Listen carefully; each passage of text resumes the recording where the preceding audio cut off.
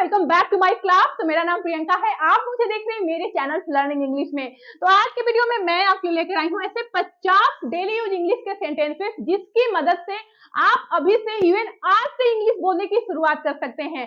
तो इस वीडियो में हम 50 डेली यूज सेंटेंसेस सीखेंगे जिसकी मदद से आप अपने से बहुत सारे सेंटेंसेस खुद से बना सकेंगे। और इस वीडियो में हम ग्रामर्स भी सीखेंगे और वर्ड्स मीनिंग भी सीखेंगे। देखिए, जैसे यहाँ पे एक सेंटेंस है, मुझे जाना है, तो आपको ग्रामर्स आना क्यों जरूरी है आपके लिए, आप ये जानिए। जैसे आपको कहना होगा कि मुझे जाना है, आपने कहीं पढ़ा है कि मुझे जाना है, तो उसे हम इंग्लिश में बोलेंगे आई हैव टू गो। ठीक है, तो आपको पता होना चाहिए कि इस टाइप के सेंटेंसेस कैसे बनते हैं, ये हैव टू का यूज यहाँ पे क्यों हुआ है। क्या आप हैव टू का यूज करके और भी सेंटेंसेस बना सकते हैं। और एक और एग्जांपल देखिए, जैसे आपको बोलना है ना कि मुझे सर दर्द है, तो आपने कहीं से मतलब पढ़ा हुआ है कि जब भी हमें ये कहना हो कि मेरा सर दर्द कर रहा है, तो उसे मैं इंग्लिश में बोलूंगा आई हैव अ हेडेक। तो यहाँ पे हैव का यूज क्यों हुआ है, क्या मैं इसी के सिमिलर और भी सेंटेंसेस बना सकता हूँ। तो ग्रामर्स का आना बहुत जरूरी है। अगर आप आप समझ जाएंगे, आपको पता हो जाएगा, तो आप अपने से बहुत सारे सेंटेंसेस खुद से बना सकते हैं और ग्रामर की हेल्प से आप बहुत ही फ्लुएंटली इंग्लिश बोल सकते हैं।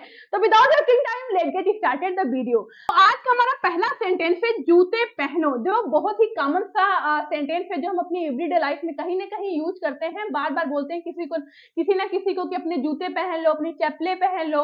तो जब भी आपको कहना हो ना कि अपनी जूते पहन लो या अपनी चप्पलें पहन लो, तो उसे आप इंग्लिश में बोलेंगे पुट ऑन द शूज। देखिए, पुट ऑन एक फ्रेजल वर्ब है जिसका यहाँ पे मतलब है पहनने पे।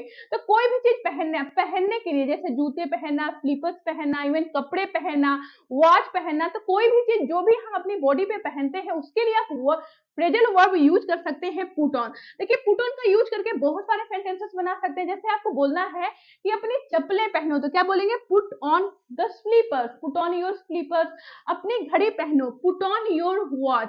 अपना शर्ट पहन लो, पुट ऑन योर शर्ट। या आपको बोलना है कि मैं अपना शर्ट पहन रहा हूं, तो कैसे बोलेंगे I am putting my shirt. मैं जूते पहन रहा हूं, I am putting the shoes. तो इस तरह से आप बहुत सारे सेंटेंसेस बना सकते हैं और आपको पता होना चाहिए कि पुट ऑन क्या है और पुट ऑन का यूज हम करके बहुत सारे सेंटेंसेस बना सकते हैं। तो पुट ऑन एक फ्रेजल वर्ब है। ठीक है, अब देखिए पुट ऑन का यहाँ पे तो मतलब है पहनने से, तो पहनने के लिए हमने पुट ऑन का यूज किया। अगर आपको वही चीज निकालने की बात करेंगे कि अपने जूते निकालो, अपनी चप्पलें निकालो या अपनी घड़ी निकालो, या मैं अपने घड़ी निकाल रहा हूं, तो निकालने के लिए हम फ्रेजल वर्ब का यूज करते हैं टेक ऑफ। ठीक है, तो आपको पता होना चाहिए कि निकालने के लिए हम टेक ऑफ का यूज करेंगे और पहनने के लिए पुट ऑन का यूज करेंगे। जैसे जूते निकालो तो क्या होगा take off the shoes. I hope clear हो गया होगा कि पहनने के लिए पुट ऑन, निकालने के लिए टेक ऑफ। ओके, एंड अगला सेंटेंस है ये वाला। जैसे हम कोई चीज मांगते हैं कि ये वाला दो या ये वाला, जैसे ये मार्कर है, तो मैं क्या बोलूंगी, मुझे मांगना होगा कि ये वाला मार्कर, तो मैं क्या बोलूंगी ये वाला। तो ये वाला उसे आप इंग्लिश में बोलेंगे दिस वन। देखिए, दिस का यूज हम करते हैं जब भी कोई चीज पास होती है, पास की वस्तुओं के लिए हम दिस का यूज करेंगे। तो जैसे ये बोलना है कि ये वाला, भाई ये वाला दो, तो उसे आप इंग्लिश में बोलेंगे दिस वन। ओ वाला, जैसे अभी इसी का देखिए अपोजिट, जैसे कोई चीज पास थी तो हमने बोला ये वाला। अगर कोई चीज ये मार्कर दूर है तो मैं क्या बोलूंगी दैट वन। ठीक है, ओ वाला दो, तो दैट वन। तो पास के लिए हम दिस का यूज करते हैं और दूर के लिए हम दैट का यूज करते हैं, अगर कोई चीज एक है तो। ठीक है, आई होप क्लियर हो गया होगा। तो जैसे जब भी आपको बोलना है कि ये वाला दो, तो बोलेंगे दिस वन, वो वाला दो, तो दैट वन। ओके, अगला सेंटेंस है मुझे सर दर्द है। तो देखिए, जब भी हम पेन और इलनेस की बात करते हैं कि जैसे मुझे जुकाम है, मुझे बुखार है, या मुझे खांसी है, या मेरा पेट दर्द कर रहा है, तो वहां पे हम हैव का यूज करते हैं। अब देखिए, इससे आप बहुत सारे सेंटेंसेस भी बना सकते हैं। जैसे आपको बोलना है कि मुझे सर दर्द है, तो आप क्या बोलेंगे आई हैव अ हेडेक। मुझे सर दर्द है या मेरा सर दर्द कर रहा है, दोनों ही सेंस में हम बोलेंगे आई हैव अ हेडेक। तो जब भी हम पेन की बात करते हैं तो वहां पे हम हैव का यूज करते हैं। जैसे आपको बोलना है कि मुझे जुकाम है, तो क्या होगा आई हैव अ कोल्ड। ठीक है, अगर आपको बोलना है कि मुझे बुखार है, तो आई हैव अ फीवर। ठीक है, तो वहां पे जब भी हम पेन की बात करेंगे वहां पे हमेशा हम हैव का यूज करते हैं। अगर आपको बोलना है कि उसे सर दर्द है या उसे बुखार है, तो जब भी हम सिंगुलर सब्जेक्ट की बात करेंगे तो हैव की जगह हम लगाएंगे हैड। ठीक है, तो अगर आपको बोलना है कि उसे सर दर्द है, तो आप क्या बोलेंगे ही हैज अ कोल्ड। उसे बुखार है, ही हैज अ फीवर। उसे जुकाम है, ही हैज अ कोल्ड। ठीक है, तो आई होप आपको क्लियर हो गया होगा होगा। देखिए इसमें हम सेंटेंसेस ही नहीं सीख रहे हैं, हम कुछ ग्रामर्स भी सीख रहे हैं और आप ये सीख रहे हैं कि आप एक पैटर्न से अपने से कैसे हजारों सेंटेंसेस खुद से बना सकते हैं। ओके, एंड नेक्स्ट है मैं एक डॉक्टर हूँ। देखिए बहुत ही कॉमन सा सेंटेंस है, जैसे बोलते हैं ना कि मैं एक डॉक्टर हूँ, मैं एक स्टूडेंट हूँ, मैं एक हाउसवाइफ हूँ, मैं एक टीचर हूँ। तो जब भी हम ये बोलते हैं ना कि मैं कुछ हूँ, ठीक है, तो यहाँ पे हम आई एम लगाएंगे, ठीक है। तो मैं की इंग्लिश आई, और आई के साथ हम हेल्पिंग वर्ब लगाते हैं एम, ठीक है। तो मैं क्या हूँ भाई, मैं एक डॉक्टर हूँ, तो आई एम अ डॉक्टर। जैसे आपको बोलना है कि मैं एक टीचर हूँ, आई एम अ टीचर, तो आई एम का यूज करके आई एम मतलब मैं हूँ, मैं क्या हूँ, मैं डॉक्टर हूँ, आई एम अ डॉक्टर, मैं टीचर हूँ, आई एम अ टीचर, मैं स्टूडेंट हूँ, आई एम अ स्टूडेंट, ठीक है। तो आई होप क्लियर हो गया होगा। ये बहुत ही बेसिक सा सेंटेंस है। तो आई की इंग्लिश, मैं की इंग्लिश होती है आई, और हूँ के लिए हमने लगाया है एम। उसके बाद आपका आप जो भी बोलना चाहते हैं कि मैं एक डॉक्टर हूँ, मैं एक नर्स हूँ, मैं एक इंजीनियर हूँ, तो वहां पे आप आगे जोड़ सकते हैं। तो I am a doctor, I am a teacher, I am a nurse, I am an engineer, मैं एक स्टूडेंट हूँ, आई एम अ स्टूडेंट, ठीक है। एंड नेक्स्ट है मेरा यह मतलब नहीं है। जैसे हम बहुत बार बोलते हैं ना, जैसे हमने किसी से कुछ कहा और हम अगले आदमी को बुरा लग जाता है, तो हम कहते हैं ना कि मेरा यह मतलब नहीं था, आप तो बुरा मान गए, मेरा यह मतलब नहीं था, या मेरा यह मतलब नहीं है, तो उसे हम इंग्लिश में बोलेंगे आई डोंट मीन इट। तो जब भी हम कहते हैं ना कि यार मेरा यह मतलब नहीं है, आप गलत सोच रहे हैं, तो मेरा यह मतलब नहीं है, तो हम बोलेंगे I don't mean it. Mean का मतलब, या मेरा यह अर्थ नहीं है, मेरा ये कहने का इरादा नहीं है, या मेरा यह मतलब नहीं है, ठीक है। तो आई डोंट मीन इट, मेरा यह मतलब नहीं है। तो जब भी हम पास्ट की बात करेंगे कि मेरा वह मतलब नहीं था, आपने तो गलत समझ लिया, मेरा वह मतलब नहीं था, तो यहाँ पे क्या हो जाएगा, डिड नॉट, ठीक है। तो मेरा यह मतलब नहीं है, आई डोंट मीन इट, मेरा वह मतलब नहीं था, आप बोल सकते हैं आई डिडंट मीन इट, ठीक है। एंड नेक्स्ट है आप कैसे हैं। बहुत बेसिक सा क्वेश्चंस हैं जो हम किसी से हमेशा पूछते रहते हैं ना, कि आप कैसे हैं, चाहे फोन हो, चाहे फोन पे, चाहे अपने फ्रेंड पे, चाहे कोई रिलेटिव हो, हमेशा बार बार जब भी हम किसी से मिलते हैं तो पूछते हैं आप कैसे हैं, ठीक है। तो आप उसे इंग्लिश में पूछेंगे हाउ आर यू, जो बहुत ही बेसिक सा क्वेश्चन है और बहुत इंपॉर्टेंट है, क्योंकि हम जब भी किसी से मिलते हैं तो पूछते हैं ना कि आप कैसे हैं, तो उसे आप इंग्लिश में पूछेंगे how are you, okay. And next है मैं परेशानी में हूँ, या मैं मुसीबत में हूँ। जैसे हम कहते हैं ना कि मैं मुसीबत में हूँ, या मैं इस टाइम परेशानी में हूँ, ठीक है। तो उसे आप इंग्लिश में बोलेंगे आई एम इन ट्रबल। देखिए ट्रबल का मतलब होता है, इन ट्रबल का मतलब होता है मुसीबत में या परेशानी में, ठीक है। तो मैं परेशानी में हूँ, मैं हूँ, तो आई एम इन ट्रबल मतलब मुसीबत में या परेशानी में। तो ट्रबल का मतलब होता है मुसीबत या परेशानी, ओके। नेक्स्ट है लानत है तुम पर। ये बहुत ही गुस्से वाला सेंटेंस है। जैसे हम गुस्से में किसी को बोलते हैं ना कि लानत है तुम पर, तो उसे आप इंग्लिश में बोलेंगे सेम ऑन यू। जैसे लानत है तुम पर, क्या बोलेंगे, सेम ऑन यू। नेक्स्ट है डू इट। जैसे कोई काम हम कहते हैं ना कि इसे करो, तो उसे आप इंग्लिश में बोलेंगे डू इट। देखिए करने की इंग्लिश हो गई डू, और इसे की इंग्लिश हो गया इट। यहाँ पे आप दिस भी लगा सकते हैं, दिस भी लगा सकते हैं, बोल सकते हैं डू दिस या डू इट। अब देखिए इस पैटर्न से भी आप बहुत सारे सेंटेंसेस बना सकते हैं। जैसे इसे पढ़ो, तो रीड दिस, ठीक है, रीड दिस। इसे लिखो, राइट इट डाउन। इसे खाओ, ईट दिस, ठीक है। तो इस तरह से आप सेंटेंसेस बना सकते हैं। तो इस टाइप के सेंटेंसेस में हमेशा हम वर्ब को पहले लिखते हैं। जैसे इसे खाओ तो क्या हो जाएगा, ईट दिस। इसे पढ़ो, रीड दिस। इसे पी लो, ड्रिंक दिस या ड्रिंक इट। तो इस तरह से आप सेंटेंसेस बना सकते हैं। अगर आपको कहना हो ना कि इसे मत करो, तब क्या बोलेंगे, डोंट डू इट। आपको पहले क्या लगा देना है, डोंट। डोंट का मतलब होता है मत। जैसे हम कोई चीज मना करते हैं कि मत करो, तब क्या बोलेंगे, don't do it, don't do it, ठीक है। इसे मत पढ़ो, डोंट रीड दिस। इसे मत खाओ, डोंट ईट दिस। इसे मत पियो, डोंट ड्रिंक दिस, ठीक है। नेक्स्ट है थोड़ी देर में। जैसे हम कहते हैं ना कि थोड़ी देर में मैं आ रहा हूँ, या थोड़ी देर में मैं वहां पहुंच जाऊंगा, थोड़ी देर में मैं तुम्हें कॉल करूंगा। तो थोड़ी देर में की इंग्लिश होती है इन a while. In a while, जैसे आपको बोलना है कि मैं थोड़ी देर में आ रहा हूँ, I am coming in a while. तो इस तरह से आप सेंटेंसेस में भी इसे यूज कर सकते हैं। आप ऐसे भी बोल सकते हैं इन a while, in a while, ठीक है। अगर आपको बोलना है कि थोड़ी देर के लिए, जैसे आपको किसी को बोलना है कि थोड़ी देर के लिए मेरा इंतजार करो, तब क्या बोलेंगे, wait for me for a while. देखिए फॉर अ वाइल का मतलब होता है फॉर अ वाइल का मतलब होता है थोड़ी देर के लिए, इन अ वाइल का मतलब होता है थोड़ी देर में। जैसे थोड़ी देर इंतजार करो तब क्या बोलेंगे, वेट फॉर अ वाइल, ठीक है। तो इन अ वाइल मतलब थोड़ी देर में, फॉर अ वाइल थोड़ी देर के लिए। एंड नेक्स्ट है मुझे जाना है। मुझे जाना है, जैसे मुझे कोई काम करना है। जैसे जब भी कोई हिंदी का सेंटेंस जिसके लास्ट में ना है आए, जैसे मुझे जाना है, मुझे पढ़ना है, मुझे तुमसे बात करनी है, मुझे वहां जाना है, मुझे आना है, या मुझे सोना है। तो जब भी हमें कोई काम करना है तो वहां पे हम लगाते हैं हैव टू। जब भी हम मजबूरी की बात करते हैं ना कि मुझे जाना है, मुझे पढ़ना है, तो हैव टू का यूज करते हैं। और उसके बाद हम लगाते हैं वर्ब की फर्स्ट फॉर्म, ठीक है। और ये हैव टू लगेगा प्लूरल सब्जेक्ट के साथ। अगर सिंगुलर सब्जेक्ट की बात करेंगे तो हैज टू हो जाएगा, ठीक है। और वर्ब की फर्स्ट फॉर्म, मुझे जाना है, आई हैव टू गो। गो क्या है हमारा, वर्ब की फर्स्ट फॉर्म। मुझे सोना है, आई हैव टू स्लीप। मुझे पढ़ना है, आई हैव टू स्टडी। उसे पढ़ना है, ही हैज टू स्टडी। उसे जाना है तो क्या हो जाएगा, ही हैज टू गो। उसे सोना है, ही हैज टू स्लीप। तो कोई भी काम आपको करना है तो वहां पे हम लगाते हैं have to. Okay, I hope clear हो गया होगा आपको।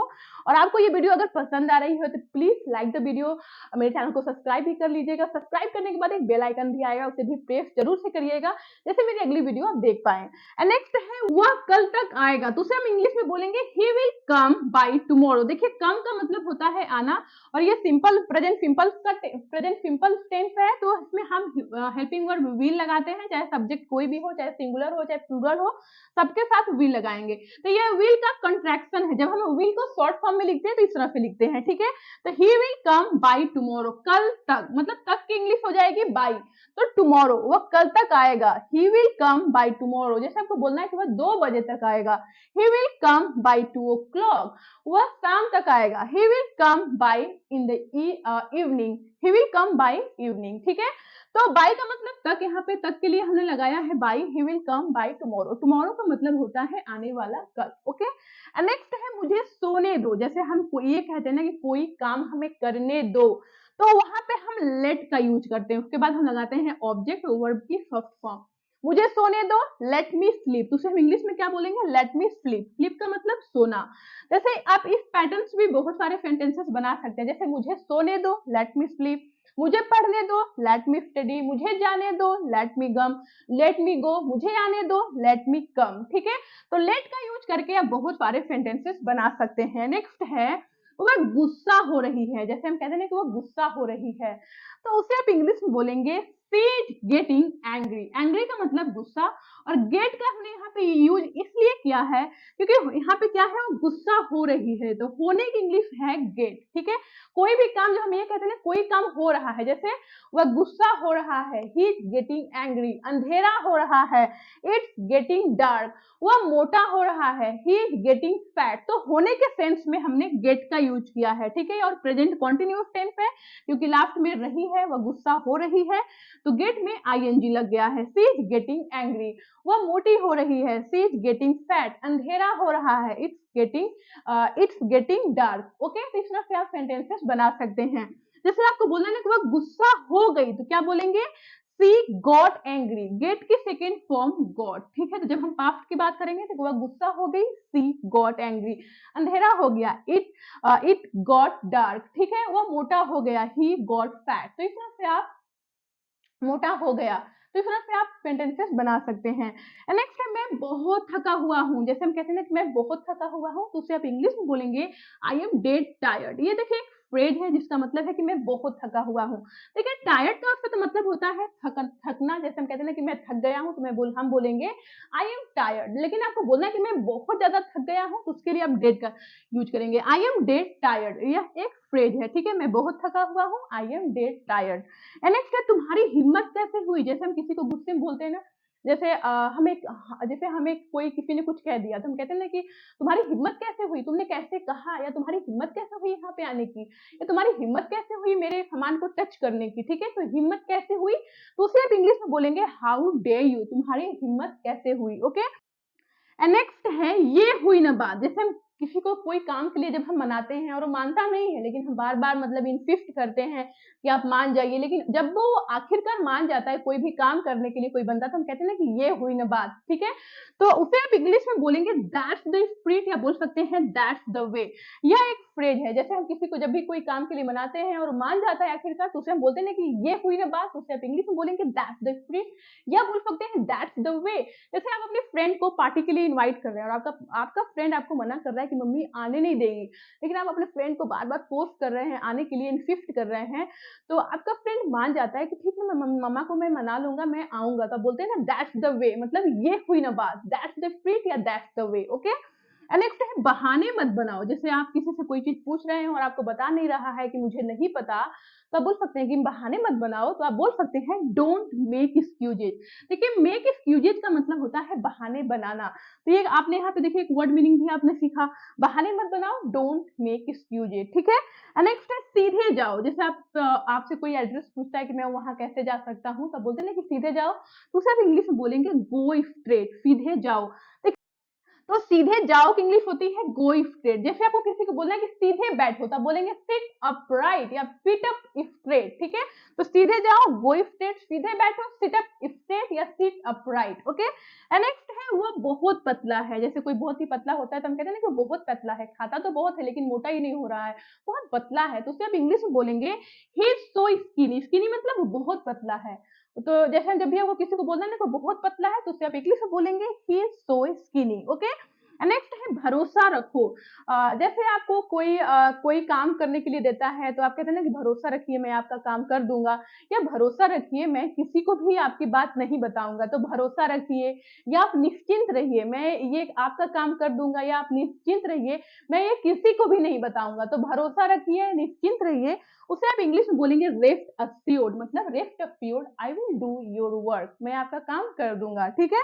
आज का हमारा लास्ट सेंटेंस है मुझे ये पसंद नहीं है। जैसे कोई चीज़ है हम बोलते हैं ना कि मुझे ये पसंद नहीं है, तो आप उसे इंग्लिश में बोलेंगे आई डोंट लाइक इट। तो जब भी हमें कोई चीज़ पसंद नहीं होती, मुझे ये पसंद नहीं है, मुझे वो पसंद नहीं है, मुझे आइसक्रीम पसंद नहीं है, तो वहाँ पे आप डोंट लाइक का यूज़ कर सकते हैं। आई डोंट लाइक, उसके बाद इट की जगह आप कोई भी वर्ड यूज़ कर सकते हैं। जैसे आई डोंट लाइक चॉकलेट, मुझे चॉकलेट पसंद नहीं है।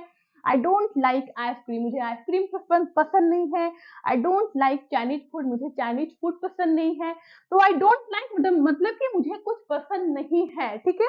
जैसे आपको बोलना है ना कि मुझे ये पसंद है, मुझे ये पसंद नहीं है, तो हमने बोला आई डोंट लाइक इट। जैसे आपको बोलना है कि मुझे ये पसंद है, तो आप क्या बोलेंगे? आई आई लाइक इट। यहाँ पे आप डोंट नहीं लगाएँगे, मुझे ये पसंद है तो आई लाइक इट, ठीक है? तो जब भी हम पसंद और नापसंद की बात करते हैं, तो वहाँ पे हम पसंद की बात करते हैं, तो वहाँ पे लाइक और लव का यूज़ करते हैं। जैसे मुझे ये पसंद है, आई लाइक इट या आई लव इट, ठीक है? मुझे चॉकलेट पसंद है, आई लव चॉकलेट, या आई लाइक चॉकलेट, मुझे चॉकलेट पसंद है, या डोंट लाइक चॉकलेट। तो इस तरह से आप सेंटेंसेस बना सकते हैं।